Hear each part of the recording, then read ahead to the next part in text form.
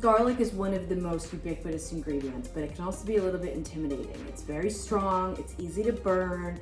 You kind of have to finesse it a little bit. So I'm going to show you a couple different ways to work with garlic depending on how you're cooking it. You can do the slice.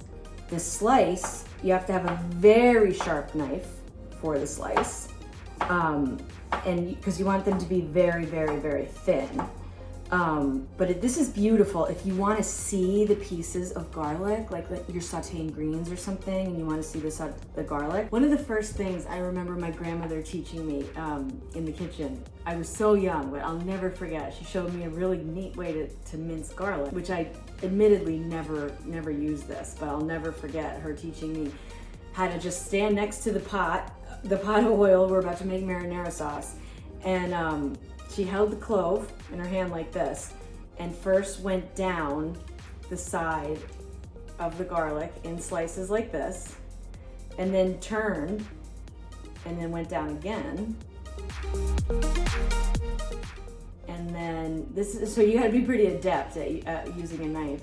And then it's like this, and then we just turn it sideways, and then we cut across those cuts.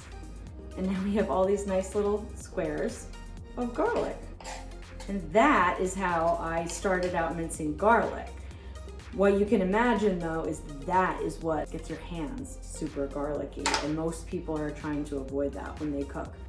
Maybe not my Italian grandma, but a lot of us are trying to avoid that. Which is why I used to always use a microplane, because then you're not really touching the open part of the garlic, which is where you're gonna get the most of the garlic smell on your hands. So I use a microplane or a grater, and then you just quickly can grate that down. And then on the back, you get this like garlic. And it does make for very strong. I wouldn't recommend doing this on something that's gonna be raw, but it does give it, well, don't stick your finger in it, but if you're trying to avoid. The microplane makes it almost like a garlic puree. It can be very strong. So these graters that have the small holes, but they're not quite the microplane fine, they tend to work really well because you'll actually go down there and it's almost kind of mincing it up.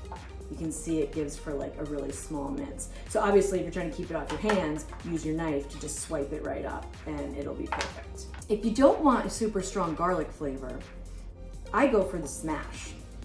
I really like the smash. My method to smash the garlic is very helpful when there's a recipe for raw garlic, most notably like guacamole. I will just take the flat side of the knife, put it right on top of the garlic, and then gently but firmly smash down, and it opens up the garlic.